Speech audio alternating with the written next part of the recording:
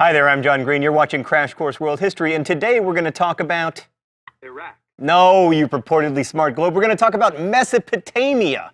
I love Mesopotamia because it helped create two of my favorite things, writing and taxes. Why do I like taxes? Because before taxes, the only certainty was death. Mr. Green, did you know that you're referencing Mark Twain? I'm not referencing Mark Twain, me from the past. I'm referencing Benjamin Franklin, who was probably himself referencing the unfortunately named playwright Christopher Bullock. Listen, you may be smart, kid, but I've been smart longer. By the way, today's illustration points out that an eye for an eye leaves the whole world monocular.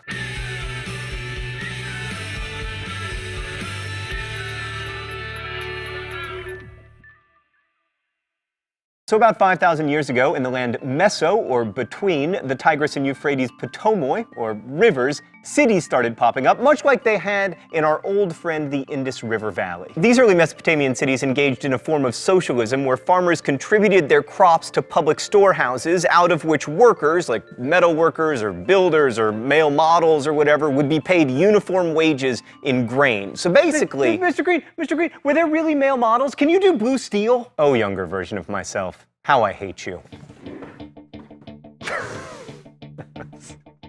Oh, the humiliation I suffer for you people. That was my best blue steel. That was as close as I can get. So anyway, if you lived in a city, you could be something other than a shepherd, and thanks to this proto-socialism, you could be reasonably sure that you'd eat. Stan, is there any way we can get another globe in here? I feel like this shot is inadequately globed. Yes, much better. You know, you can tell the quality of a historian by the number of his or her globes. But even though you could give up your flock, a lot of people didn't want to, and one of the legacies of Mesopotamia is the enduring conflict between country and city. You see this explored a lot in some of our greatest art, like the Beverly Hillbillies and Deliverance, and the showdown between Enkidu and Gilgamesh in the Epic of Gilgamesh. Gilgamesh is one of the oldest known works of literature, and I'm not going to spoil it for you. There's a link to the poem in the video info, but suffice it to say that in the showdown between country and city, the city wins. So what were these city-states like? Well, let's take a look at one such city-state, Gilgamesh's hometown of Uruk, in the thought bubble. Uruk was a walled city with an extensive canal system and several monumental temples called ziggurats. The priests of these temples initially had all the power because they were able to communicate directly with the gods, and that was a useful talent because Mesopotamian gods were moody and frankly pretty mean. Like, according to Gilgamesh, they once got mad at us because we were making too much noise while they were trying to sleep, so they decided to destroy all of humanity with a flood. The Tigris and Euphrates are decent as rivers go, but Mesopotamia is no Indus Valley with its on-schedule flooding and easy irrigation. A lot of slave labor was needed to make the Tigris and Euphrates useful for irrigation. They're also difficult to navigate and flood unpredictably and violently. Violent, unpredictable, and difficult to navigate. Oh, Tigris and Euphrates, how you remind me of my college girlfriend. So I mean, given that the region tends to yo-yo between devastating flood and horrible drought, it follows that one would believe that the gods are kind of random and capricious, and that any priests who might be able to lead rituals that placate those gods would be very useful individuals. But about 1,000 years after the first temples, we find in cities like Uruk a rival structure begins to show up.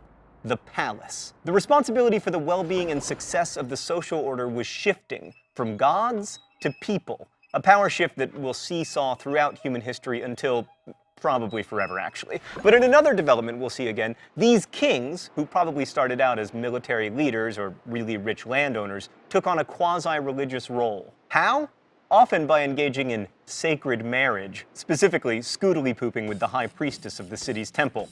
So the priests were overtaken by kings who soon declared themselves priests. Thanks, Thought Bubble. So how do we know that these kings were scoodly pooping with lady priests? Because they made a scoodly pooping tape and put it on the internet. No, because there's a written record. Mesopotamia gave us writing, specifically a form of writing called cuneiform, which was initially created not to like woo lovers or whatever, but to record transactions like how many bushels of wheat were exchanged for how many goats. I'm not kidding, by the way. A lot of cuneiform is about wheat and goats. I don't think you can overestimate the importance of writing, but let's just make 3 points here. First, writing and reading are things that not everyone can do, so they create a class distinction, one that in fact survives to this day. Foraging social orders were relatively egalitarian, but the Mesopotamians had slaves, and they played this metaphorically resonant sport that was like polo, except instead of riding on horses, you rode on other people, and written language played an important role in widening the gap between classes. 2, once writing enters the picture, you have actual history instead of just a lot of guesswork and archaeology. And 3, without writing, I would not have a job. So I'd like to personally thank Mesopotamia for making it possible for me to work while reclining in my lazy boy. So why did this writing happen in Mesopotamia? Well, the Fertile Crescent, while it is fertile, is lacking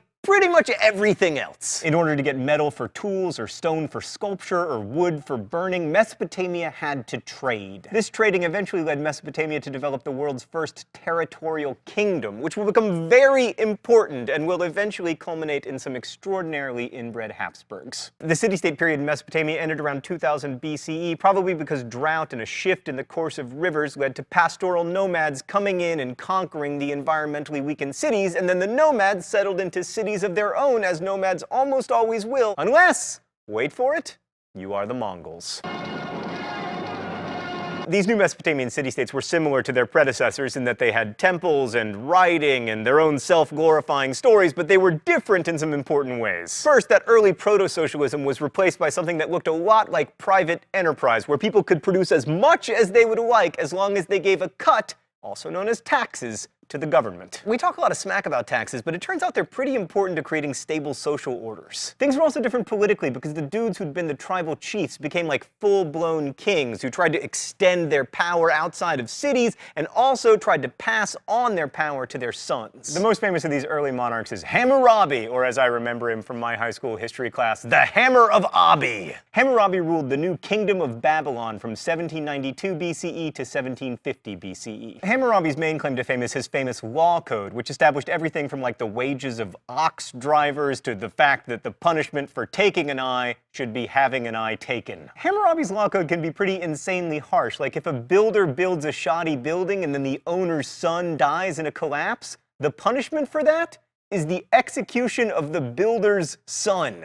The kid's like, that's not fair, I'm just a kid, what did I do? You should kill my dad! All of which is to say that Hammurabi's law code gives a new meaning to the phrase tough on crime, but it did introduce the presumption of innocence. And in the law code, Hammurabi tried to portray himself in 2 roles that should sound familiar: shepherd and father. I am the shepherd who brings peace. My benevolent shade was spread over the city. I held the peoples of Sumer and Akkad safely on my lap. So again, we see the authority for protection of the social order shifting to men, not gods, which is important, but don't worry, it'll shift back. Even though territorial kingdoms like Babylon were more powerful than any cities that had come before, and even though Babylon was probably the world's most populous city during Hammurabi's rule, it wasn't actually that powerful, and keeping with the pattern, it was soon taken over by the formerly nomadic Kassites. The thing about territorial kingdoms is they relied on the poorest people to pay taxes and provide labor and serve in the army, all of which made you not like your king very much. So if you saw any nomadic invaders coming by, you might just be like, hey, nomadic invaders, come on in, you seem better than the last guy. Well, that was the case until the Assyrians came along anyway. The Assyrians have a deserved reputation for being the brutal bullies of Mesopotamia. But the Assyrians did give us an early example of probably the most important and durable form of political organization in world history, and also Star Wars history: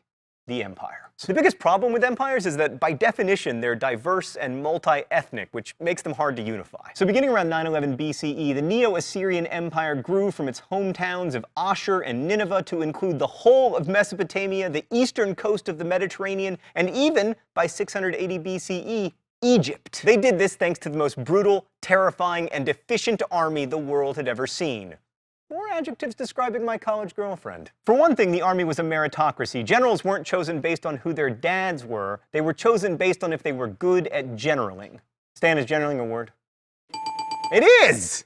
Also, they were super mean. Like, they would deport hundreds of thousands of people to separate them from their history and their families, and also moved skilled workers around where they were most needed. Also, the Neo-Assyrians loved to find would-be rebels and lop off their appendages, particularly their noses for some reason. And there was your standard raping and pillaging and torture, all of which was done in the name of Ashur, the great god of the Neo-Assyrians, whose divine regent was the king. Ashur, through the king, kept the world going, and as long as conquest continued, the world would not end. But if conquest ever stopped, the world would end and there would be rivers of blood and weeping and gnashing of teeth. You know how apocalypses go. The Assyrians spread this worldview with propaganda like monumental architecture and readings about how awesome the king was at public festivals, all of which was designed to inspire awe in the empire's subjects. Oh, that reminds me, it's time for the open letter. An open letter to the word awesome. But first, let's see what's in the secret compartment today. Oh, Stan, is this yellow cake uranium? You never find that in Mesopotamia. Dear Awesome, I love you. Like most contemporary English speakers, in fact, I probably love you a little too much.